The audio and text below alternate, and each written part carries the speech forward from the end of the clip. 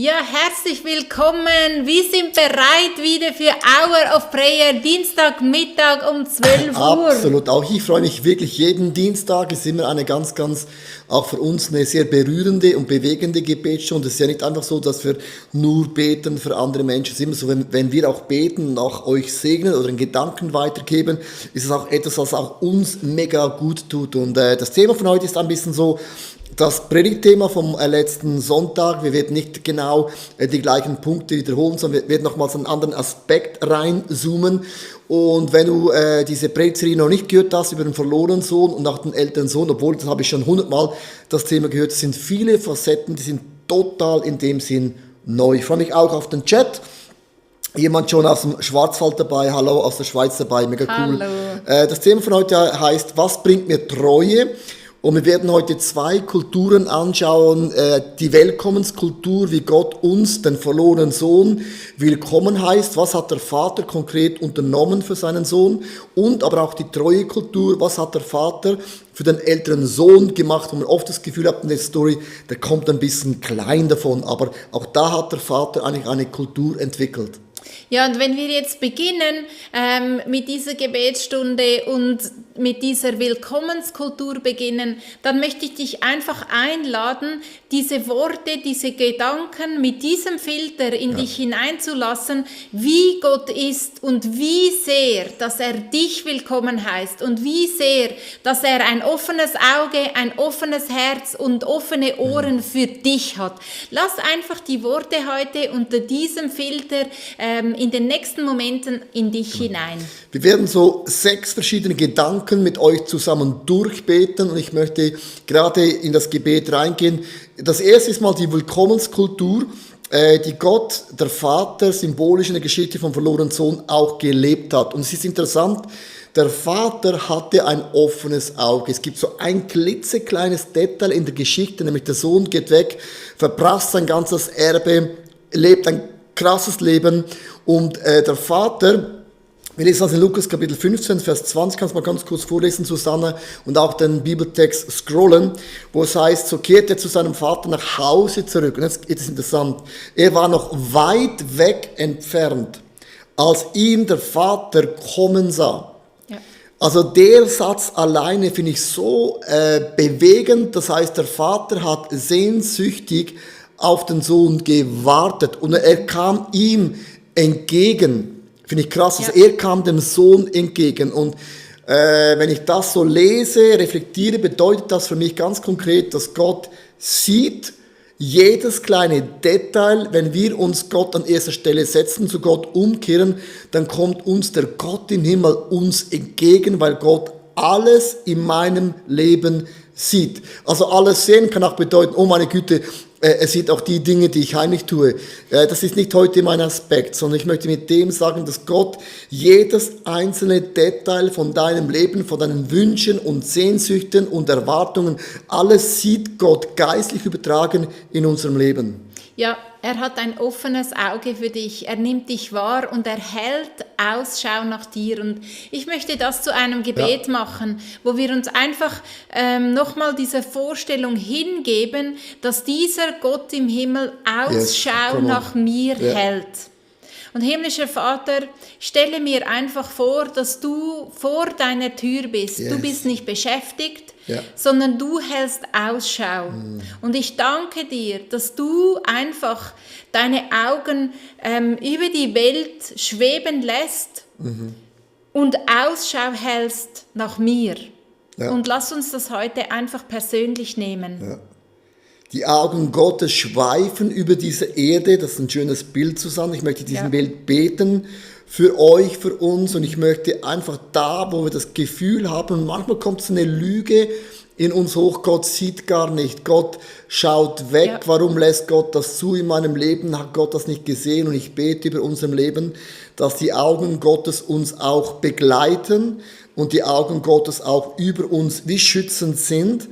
Und mit anderen Worten, wenn Gott uns anschaut, bedeutet das, wir sind wichtig. Ich schaue das an, was mir wichtig ist, was ich auch auf mich wirken lassen möchte. Und Gottes Kinder berührt das Herz Gottes. Und ich sage dir und uns heute zu, jedes einzelne Detail von deinem Leben, von deinen Finanzen, auch von deiner Gesundheit, von deinem Mann, von deiner Frau, von deinem Hab und Gut, was Gott dir anvertraut hat, von deinem Geschäft und Firma und was auch immer du alles bewegst in dieser Welt mit Gott, möchte ich sagen, jedes einzelne Detail hat Gott gesehen. Ja.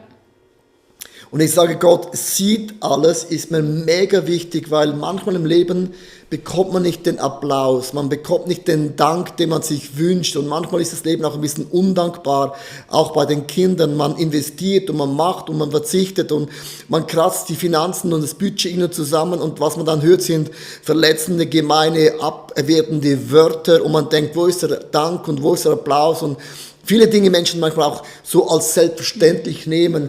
Und genau da möchte ich dir und mir und auch dir, Susanne, einfach sagen, die Augen Gottes sehen jede einzelne Tat, die wir tun, wo du nie einen Applaus bekommst, wo du vielleicht nie ein Dankeschön erhältst, wo du nie eine Karte, wo du nie einen Bonus, wo du nie so einen Klapp auf die Schulter bekommst.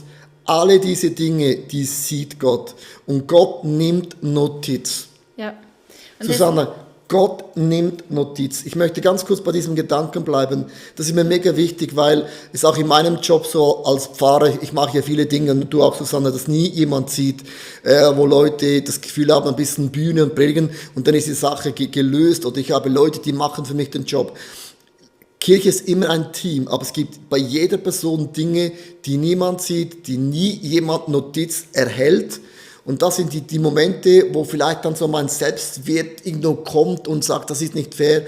Und mir hilft das zu wissen, Gott nimmt Notiz. Also er hat einen Notizblock, wo er alle diese Dinge aufschreibt. Und das ist für mich ein Bild, wo ich sagen möchte, Leo, geh nicht in dieses Muster hinein, dass du das Gefühl hast, du kommst zu kurz, nur du bist der Einzige, es sind auch Menschen, die genau im gleichen Boot sind, und Gott nimmt Notiz über alle diese Dinge, wo du nie ein Dankeschön bekommst. Ist doch cool, oder? Ja, mega cool. Mega cool. Und genau deswegen heißt ja auch Gott belohnt die Treue, oder wie heißt der Titel?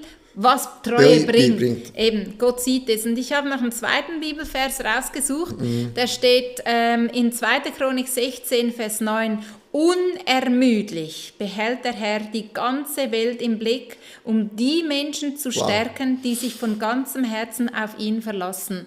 Und so ein Bild, das mir dazu in den Sinn gekommen ist, das hinkt, weil es nie vollumfänglich wiedergeben kann, was eigentlich gemeint ist. Aber wir hatten ja so ein Babyphone. Kannst du dich noch erinnern an die Zeiten? Schon Jahre her. Also 21 Jahre her, aber wir hatten so ein Babyphone, und das haben wir mit uns getragen, und immer dann, wenn dann eines unserer Kinder einen Mucks gegeben hat, dann haben wir das gehört.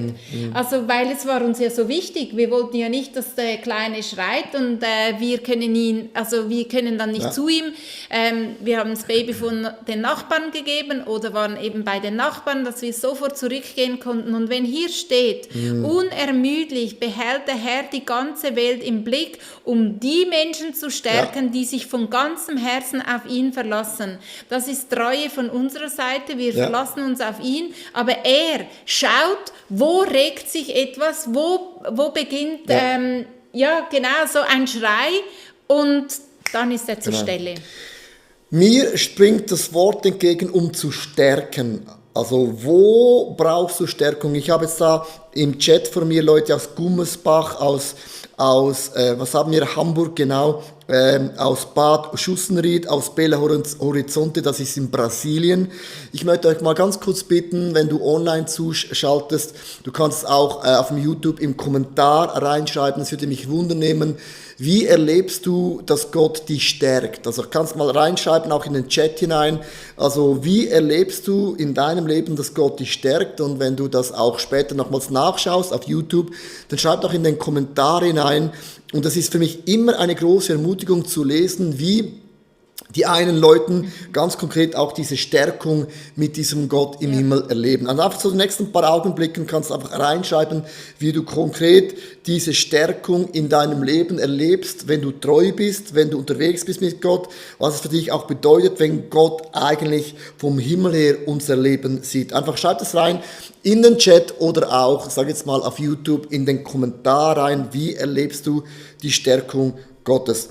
Der zweite Gedanke, den ich geben möchte, ist, hab ein offenes Ohr. Gott hat ein offenes Ohr. Und das heißt in Lukas Kapitel 15, Vers 21, Susanne, das heißt es, der Sohn sagte zu ihm, Vater, ich habe gesündigt gegen den Himmel und auch gegen dich und ich bin es nicht mehr wert, dein Sohn zu heißen. Hochinteressant, der Vater hört zu. Ja. Der Vater hört zu, bevor er ihm überhaupt einen Kommentar gibt. Der Vater hat nicht am Anfang ihm Vorwürfe gemacht, Sohn, was ist dir eingefallen, wieso hast du all das Erbe ausgegeben, wie konntest du nur, er ist ihm entgegengekommen und hat einfach zugehört. Und ich finde das eine sehr, sehr krasse Position, wenn wir Menschen, wenn wir Dinge verkackt haben oder Dinge falsch gemacht haben oder Dinge auch richtig gemacht haben, was auch immer im Leben, wir haben einen Gott im Himmel, der uns zuhört.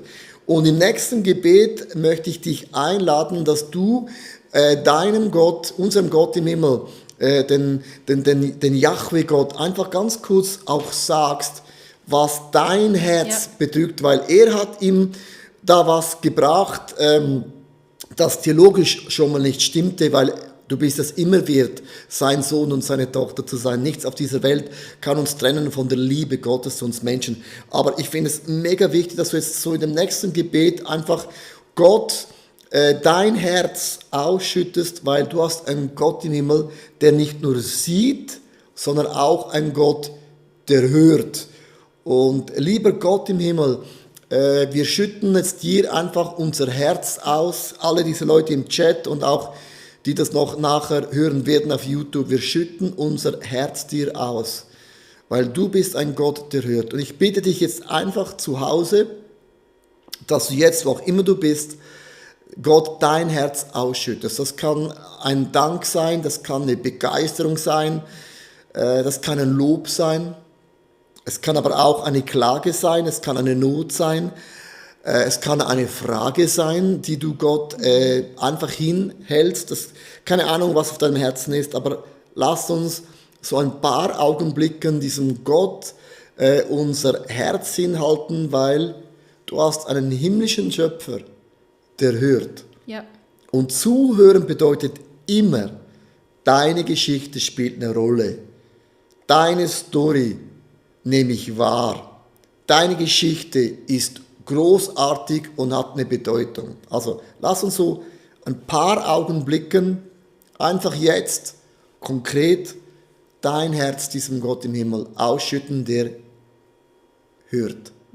Gott hört jetzt.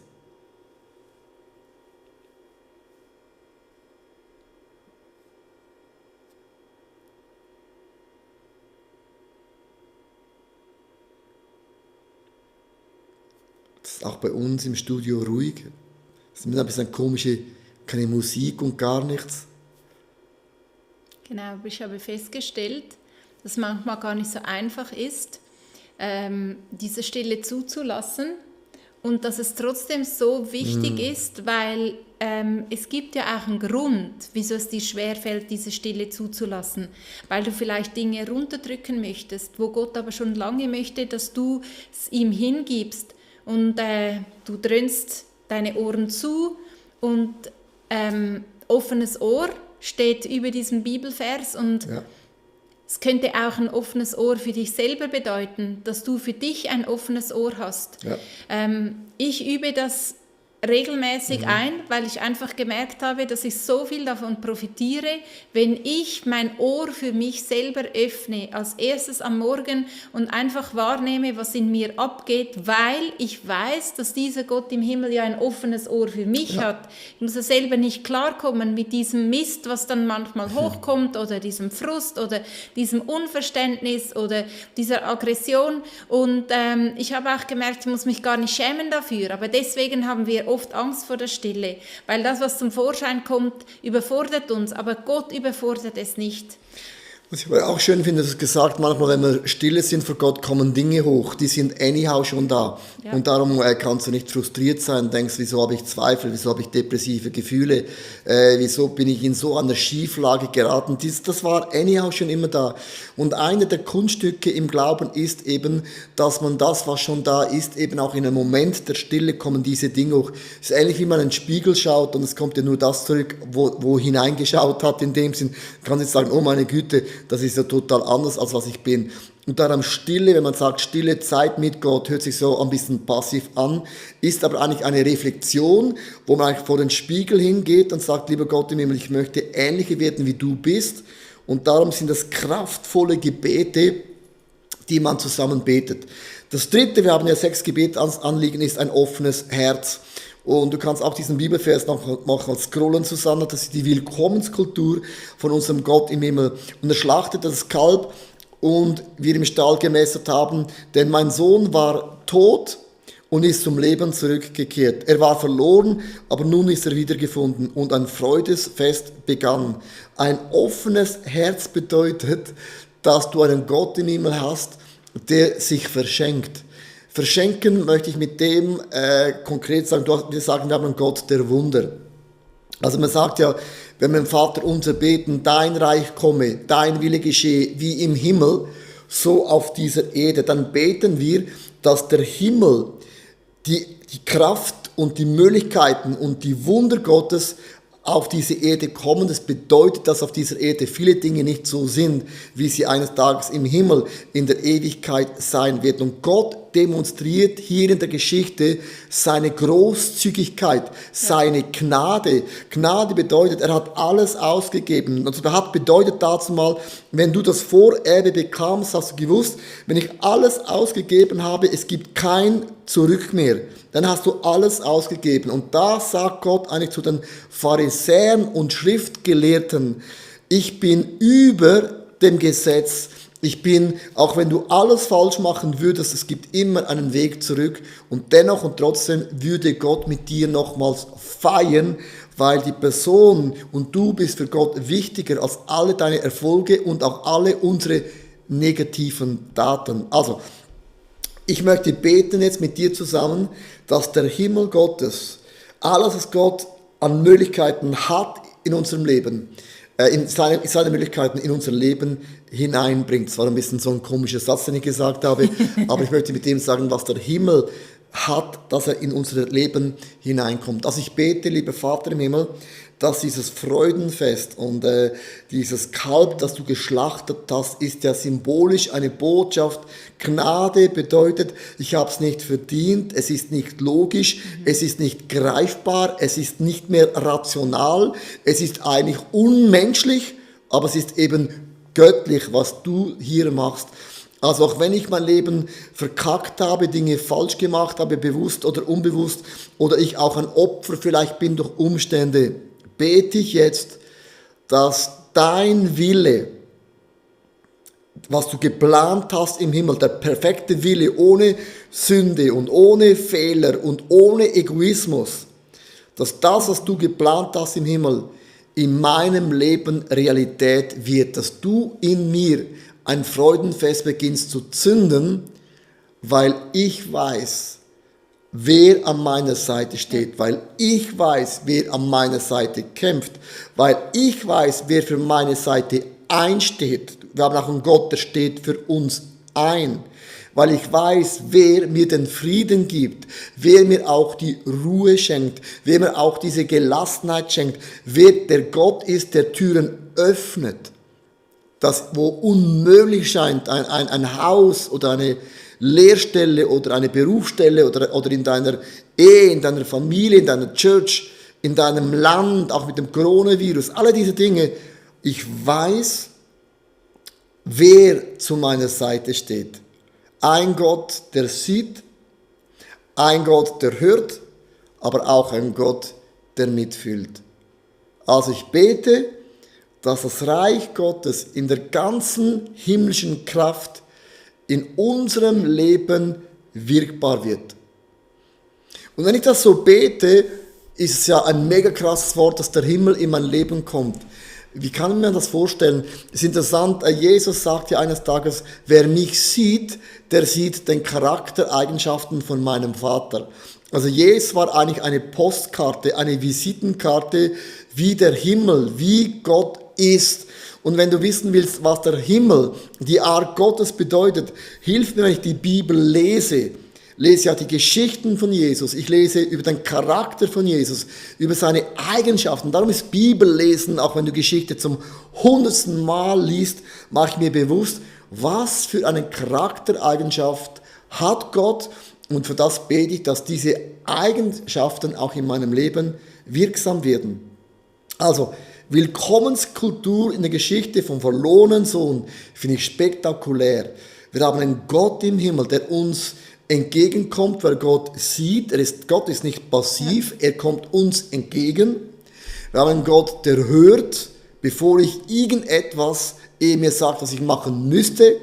Und ich habe einen Gott, der so ein Herz hat, der uns beschenkt, obwohl ich es und wir es nicht mehr verdient habe.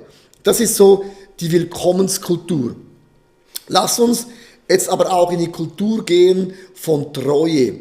Das ist ja der ältere Sohn, über den hört man nicht so oft, sondern der kommt immer ein bisschen so schlecht davon in dem Beispiel. So der verlorene Sohn, der war krass und der war der geschenkt, und der ältere kommt oft schlecht davor. Und da kann man auch eine treue Kultur entdecken, wie der Vater zu seinem älteren Sohn umgegangen ist. Und ich spreche jetzt zu all den Frauen und Männern, die treu sind. Treu in der Familie, treu in der Ehe, treu in deiner Firma, treu zu den Kindern, treu zu deinen Freunden, zu deiner Verwandtschaft, treu vielleicht auch zu Gott. Treue zu Gott kann auch bedeuten, dass gewisse Freundschaft gehen auseinander. Treue zu Gott kann bedeuten, dass du Dinge total anders siehst wie andere Menschen. Und es kann auch sein, dass Treue zu Gott auch zu Verfolgung kommen kann, dass Menschen sagen, wie kann man an einen Gott glauben? Schau mal an, diese Leiden und den Coronavirus und überhaupt. Also Treue kann auch bedeuten, dass man belächelt wird, dass man ausgegrenzt wird. Aber wenn man treu ist, das war ja der Titel, gibt es eine Belohnung.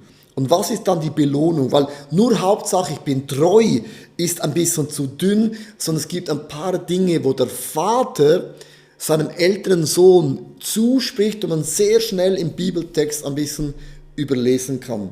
Also Sandra, beginnen wir doch mal mit dieser Treue von diesem Gott im Himmel. Genau, ich möchte dazu ein paar Verse aus dem Psalm 18 lesen, wo es einfach, wo jemand die Treue bestätigt, wie Gott darauf reagiert, wenn wir treu sind, genauso wie du es jetzt aufgezählt hast. Und da heißt es, der Herr, so schnell ein bisschen runterscrollen. Ja, so jetzt sieht man. Der Herr tat mir Gutes für meine Treue. Also da ist jemand, der hat Gutes erfahren. Meine Rechtschaffenheit hat er belohnt. Es geht nicht einfach verloren, sondern Gott sieht es. So hat es dieser Psalmschreiber erlebt. Denn stets bin ich dem Herrn gefolgt und habe meinen Gott nie den Rücken gekehrt. Und vielleicht fühlst du dich genauso. Du denkst, hey, ich habe immer ein gutes Leben geführt, ich habe immer auf Gott geschaut und er belohnt diese Treue. Und es heißt weiter, ja, der Herr belohnte meine Treue. Meine Rechtschaffenheit übersah er nicht. Wer zu dir steht, Herr, dem stehst auch du zur Seite. Wer nach deinem Willen lebt, den enttäuschst du nicht. Und das ist so ein paar Verse aus dem Psalm 18 für alle die Menschen, die einfach ein Leben lang treu gewesen sind. Und wenn ich diese Verse lese, dann habe ich dann manchmal so das Gefühl, ja, du kannst ja das nicht sagen, ich habe dem Herrn nie den Rücken gekehrt und so.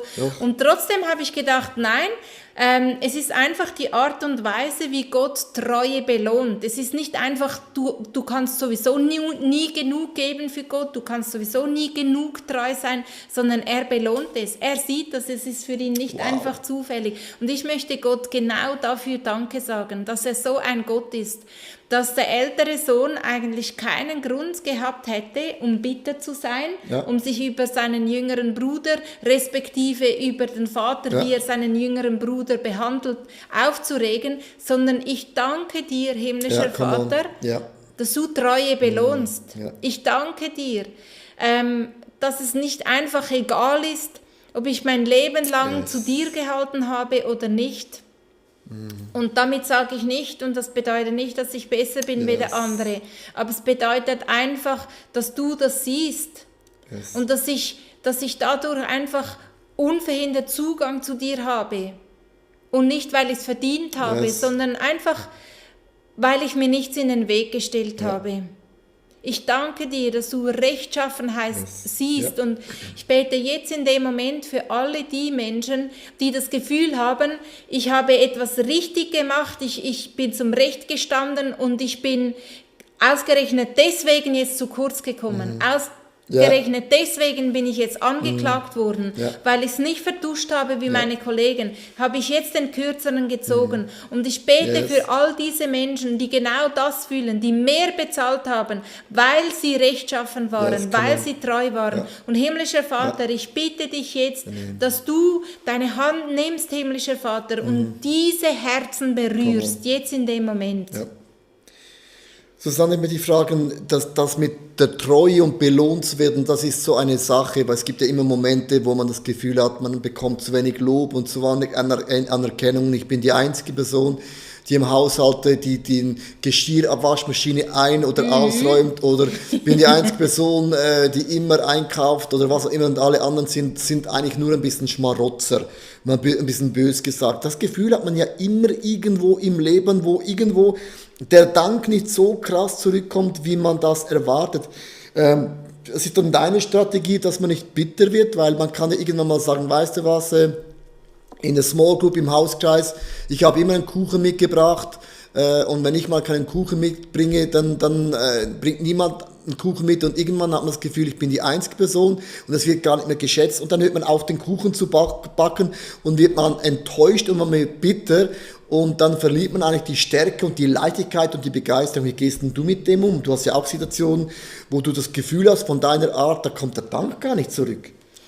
Ja, genau, das gibt es, und es gibt verschiedene Varianten, darauf zu reagieren. Eine, die ich gerne habe, ist, ich gehe zu Gott und bitte ihn, dass er mir seinen Blick gibt, das hilft schon mal. Ja.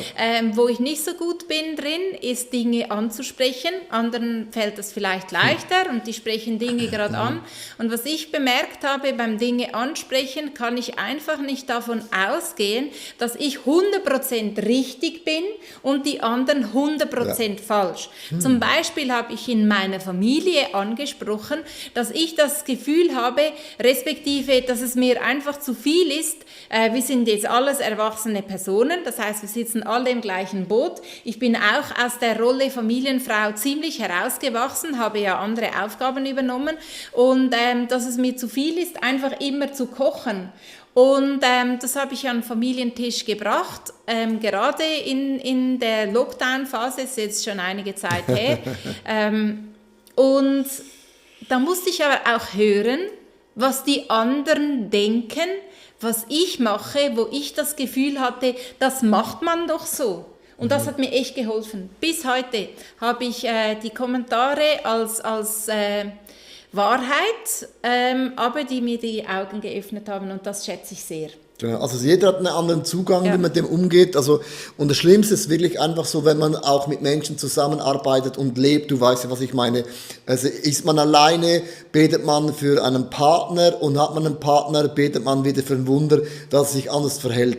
Mit anderen Worten, es ist im Leben einfach so, jeder ist normal, bis man die Person gut kennenlernt. Und dann hat jede Person Ecken, Kanten und Stacheln, und das ist verletzend. Und es ist mega wichtig, dass wir immer wieder auch in der Treuekultur uns bewusst sind. Und das muss auch ich mir sagen. Ich werde nie diesen Lob bekommen, den ich vielleicht mir wünsche oder bräuchte. Jeder Typ ist ja anders. Vielleicht ist Komplimente eine Liebessprache in deinem Leben. Vielleicht ist auch hilfsbereit eine Liebessprache. Liebessprachen spielen eine große Rolle, wie man auch einen Dank entgegennimmt. Mit anderen Worten muss ich immer wieder sagen, okay, am Ende vom Tag, ich muss lernen, dass Gott ist treu in meinem Leben, dass Gott alles sieht, er nimmt Notiz, und mein Gott im Himmel hat versprochen, dass er ist meine Belohnung. Ja. Er ist mein Applaus und er ist meine Begeisterung. Ich sage es nicht ein bisschen fromm und so ein bisschen abschätzend halt, aber ich muss mir das immer wieder sagen, weil Der ältere Sohn lebte in einer Lüge, 2 Lügen, die er geglaubt hatte. Und ich möchte es euch ganz kurz erklären und dann möchte ich mit euch zusammen beten. Erstens hat er gesagt, ja, der erste Sohn hat ja alles bekommen, der hat sein ganzes Erbe verprasst. Und es war in der damaligen Zeit so, man konnte ein Vorerbe beziehen im Judentum. Man nannte das Abweichung. Man gab etwas, Abgeltung, man hat etwas abgegolten. Das heißt, bedeutet in dem Moment, wo man dem jüngeren Sohn 1/3 übergeben hatte, bekam im gleichen Moment der ältere Sohn 2/3 vom Erbe. Also das Doppelte, treu zu sein, hat bedeutet, du bekommst das Doppelte. Und dann die zweite Lüge war gewesen, noch nie hast du ein Kalb für mich geschlachtet. Dem Moment, wo der Sohn dann 1/3 von den Finanzen bekam, war der Moment, wo der Vater ihm alle Tiere, alle Kälber, Tausende von denen ihm übergeben hat. Das war genauso ein Freudentag für den älteren Sohn, nur er hat das nicht so empfunden. Mit anderen Worten, wenn man treu ist, hat das einen Vorteil. Folgendermaßen, wenn man der verlorene Sohn ist, man braucht Gnade. Man ist in einer Gnadenzone. Du brauchst Vergebung, du brauchst Versöhnung, du brauchst Seelsorge. Du musst alle deine Themen aufarbeiten. Steht ja nirgendwo drin, wie hat er seine Geschichte aufgearbeitet. Die muss er aufarbeiten. Das ist immer Gnadenzone. Aber der ältere Sohn war nicht in der Zone von Seelsorge, Vergebung, Aufarbeiten. Er war in der Segenszone, 2/3 mehr, also das Doppelte mehr als der andere Sohn. Und wir sind, wenn wir treu sind, in dieser Segenszone von diesem Gott im Himmel. Wir müssen uns nicht ständig mit Seelsorge, also ich sage nicht, dass wir nicht in Seelsorge gehen müssen, aber wir haben nicht mehr diese Themen, sondern wir sind in der Stärke, können wir Dinge definieren, Dinge planen und auch Dinge machen für unseren Gott im Himmel. Und ich möchte euch 3 Dinge mit euch beten, die letzten paar Minuten. Erstens, der Vater hatte eine segnende Haltung. Der Vater gab seinem älteren Sohn 2/3 von allem, was ihm gehörte. Der Vater sagte, was mir gehört, gehört dir. Ja. Und wenn ich das Gefühl habe, ich komme zu kurz, ich habe das Gefühl, ich komme zu kurz, weil jeder hat ein Manko. Ich habe auch Mankos, ich bin nicht perfekt. Darum ist Applaus und alle diese Dinge so wichtig. Also ich habe ein Manko. Aber die segnende Haltung bedeutet für mich immer, Leo, komm mal runter, hör mal auf mit deinen Gefühlen, mal oben, mal unten, mal links und rechts. Und deine Wahrnehmung ist nicht, wie es Gott sieht. Und die segnende Haltung bedeutet, dass alles, was Gott gehört, gehört ja auch mir. Wir warten nicht auf den Himmel. Der Himmel hat schon bereits in mir begonnen und muss mich immer wieder in meinen Gedanken positionieren, dass Gott hat eine segnende Haltung zu mir. Dass der Himmel ist etwas, was Gott mir anvertraut hat. Kannst du dir mal vorstellen? Gott hat uns den Himmel anvertraut. Gott hat keinen Plan B. Wir sind seine Botschafter, Botschafterinnen, wir sind sein Licht und wir sind sein Salz. Gott hat kein anderes Salz und kein anderes Licht, das sind wir. Gott hat uns das anvertraut und das finde ich extrem krass, weil wenn ich die Welt retten würde, würde ich es vielleicht anders machen, aber Gott nimmt nicht perfekte Menschen wie du und ich, um den Himmel auf diese Erde zu repräsentieren und auch zu bringen. Also ich möchte dich bitten, für ein paar Augenblicke mit mir zusammen Gebet, schlüpfe gedanklich in diese Stiefel vom Evangelium, in diese Stiefel Gottes, dass der Himmel bereits in uns angebrochen ist. Also lieber Gott im Himmel, ich positioniere mich jetzt im Geist und auch mit meinen Gefühlen, mit meiner Geschichte, mit meiner Unzulänglichkeit in deine Position hinein. Was dir gehört, lieber Gott im Himmel, hast du uns anvertraut. Das Reich Gottes ist nicht ein Reich von Kraft und Macht. Es ist ein Reich von Frieden, von Geduld und Güte, Freundlichkeit, Selbstbeherrschung, Güte, alle diese Dinge schlüpfe ich mich jetzt hinein. Und ich bin überreich gesegnet und es gibt nichts in meinem Leben, was mir fehlen würde. weil du bist mein Versorger. Du versorgst mich heute, ob ich viel oder wenig habe, sagt Paulus, ob ich heiß oder kalt habe, Hunger oder Durst. Ich habe heute dich, Gott, an meiner Seite und du genügst. Ja. Und darum ist der Segen Gottes nicht irgendwo. Der Himmel hat in dir und auch in mir angefangen. Und das ist so diese Haltung, wo wir auch so in den Geist Gottes hineintauchen und uns diese Lügen abstreifen, dass du bist Nummer 2, Plan B, du bist nur der Plan A. Du bist nur ein Gedanke Gottes und das ist das Größte, was es gibt. Das heißt denn nur, es gibt nicht mehr. Die Bibel sagt, wir sind die Krönung der Schöpfung. Sogar die Engel sind uns untertan. Sogar Gott hat uns sogar Engel geschickt, um uns zu dienen. Stell dir das mal vor, du bist heute gar nicht alleine zu Hause in deiner Wohnung, umgeben von diesen Mächten, Heerscharen von diesem Gott im Himmel. Ja, und ich möchte dich auch bitten, himmlischer Vater, dass gerade Yes. da, wo ich diese 2/3 nicht sehe, wo Yes. ich diese ganze Kälberherde nicht sehe, wo ich diese alle Tiere nicht sehe im übertragenen Sinn, dass du es mir jetzt zeigst. Und ich öffne mich dafür, Ja.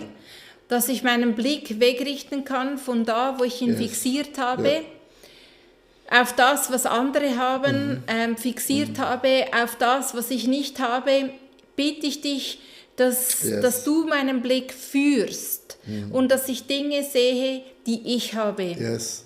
Dass ich diesen Reichtum habe, den du mir anvertraut hast. Fähigkeiten, Talente, Come on. einfach den ganzen Segen. Wenn ich in diesen Stiefeln stehe, dass ich das auch spüre und dass Yes. mir die Augen geöffnet werden. Come on.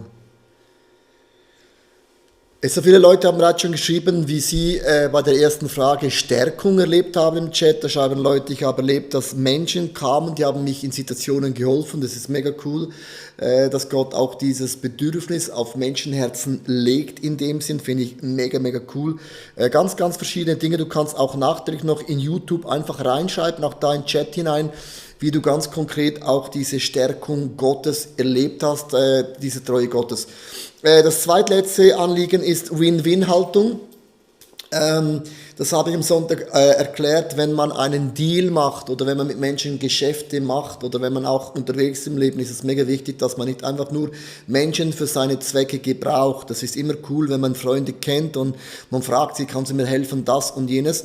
Aber ich habe in meinem Leben auch mich entschieden, ich bin auch ein Segen für die andere Person. Also wenn ich einen Deal mache, ein Geschäft mache, müssen immer beide Seiten gewinnen. Wenn beide Seiten gewinnen, dann haben eigentlich alle gewonnen in dem Sinn. Und das finde ich eigentlich auch eine mega schöne Haltung, dass man sagt, hey, wir sind gesegnet und auch einen Segen zu sein. Ich möchte ganz kurz 1-2 Takte dazu sagen und dann möchte ich beten. Und zwar, ich habe mich entschieden in meinem Leben, wir haben zum Beispiel seit über 20 Jahren das gleiche Reisebüro, wir haben seit x Jahren den gleichen Friseur, das heißt, die Freunde, die wir haben, zu denen gehen wir eigentlich immer.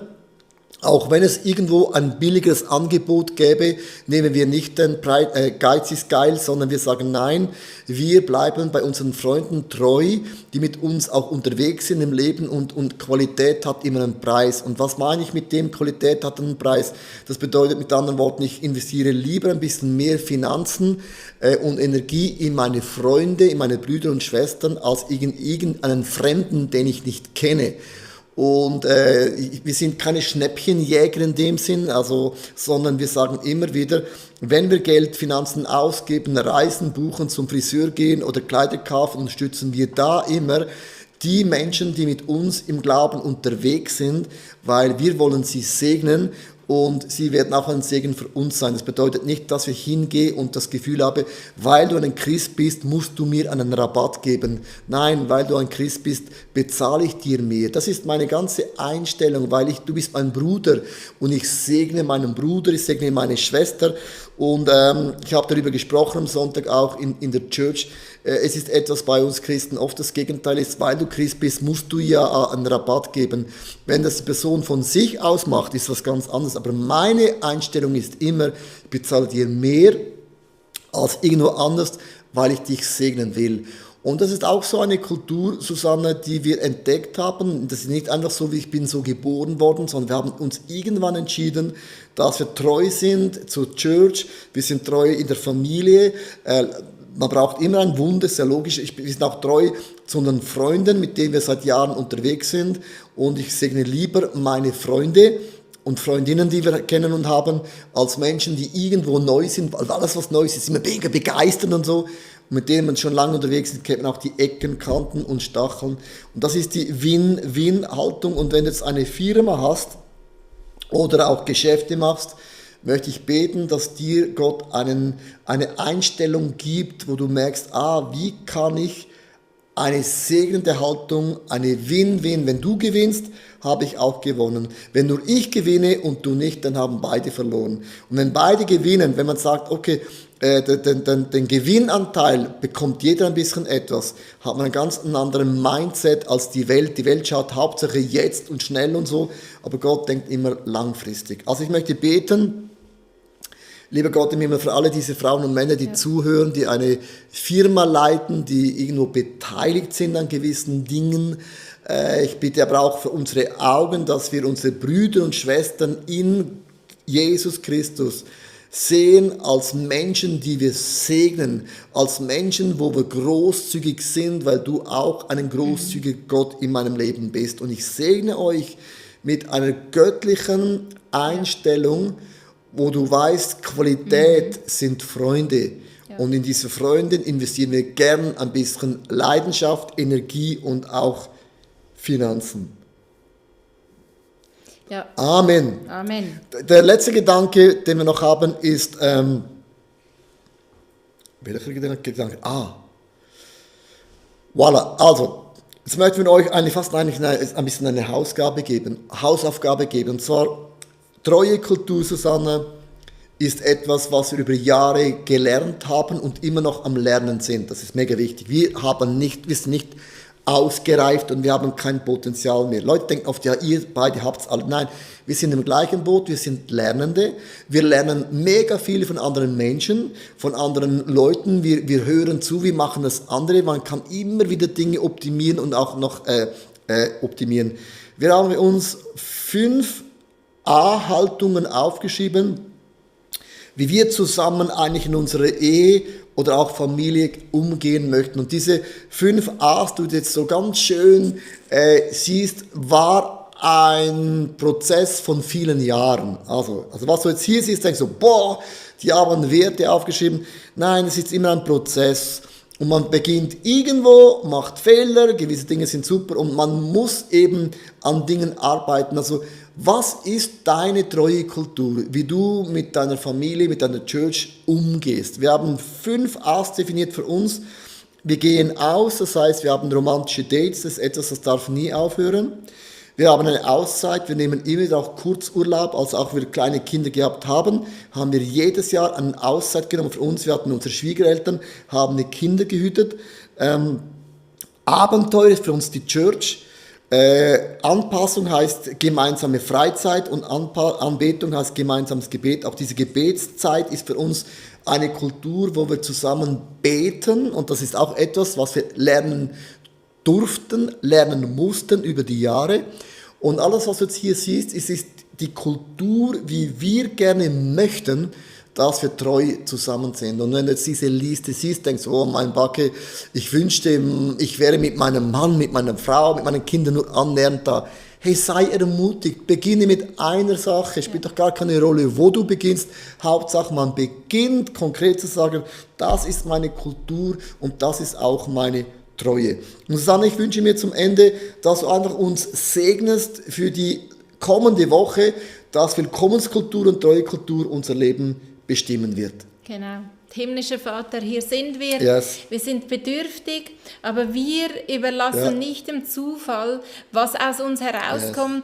Yes. Ich bitte dich, dass du eine Willkommenskultur in uns drinnen, für uns selber, für dich, für unsere Nächsten kultivierst und dass du auch Treue nachlegst in unserem Leben für unsere Familien, für unsere Partner, für unsere Kinder, für unsere Freunde, für unsere Kirchen, wo auch auch immer, dass du einfach Treue nachlegst. Yes, come Und on. ich danke dir von Yes. ganzem Herzen, dass wir darum Yes. bitten dürfen und einfach Yes. unsere Hände ausstrecken. Und das kannst du da, wo du Yes. jetzt bist, genauso machen und Come on. sagen, Gott im Himmel, ich bitte dich für diese Willkommenskultur.